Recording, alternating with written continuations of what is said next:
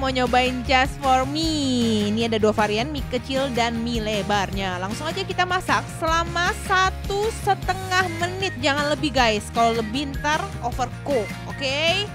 Terus tinggal masukin sayur yang ada di rumah loh. Ya kan, langsung aja kita angkat guys, 1,5 menit angkat ya guys ya. Terus masukin minyak dan kecapnya. Dan masukin minyak, terus diaduk-aduk rata. Setelah itu masukin dagingnya dan sayurannya. Guys, ini gue mau cobain yang mie kecilnya dulu. Ternyata menarik banget nih, tadi dagingnya tuh agak kecoklatan gitu guys, kecap-kecap gitu ya. Langsung aja kita cobain. Bumbunya wangi.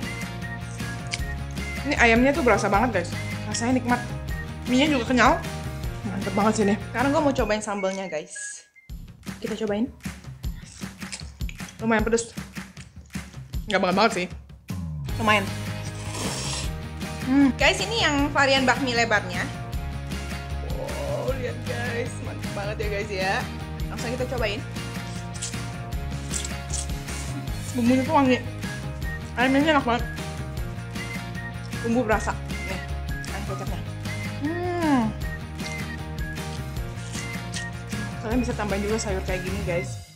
Ini gue tambahin sawi biar lebih nampol, udah kayak di restoran-restoran. Minyak kenyal, bumbunya meresap banget nih guys, gue suka. Nampol sih kalau pakai sambal guys. Jadi dibarengin sama ini semua tuh kayak jadi pas gitu, karena gue emang juga sangat suka pedes. Overall menurut gue ini bakminya memang benar-benar spesial dan enak banget sih guys. Terutama kekenyalan dari mie-nya ya. Jangan lupa like dan subscribe. Sampai jumpa di kulon berikutnya.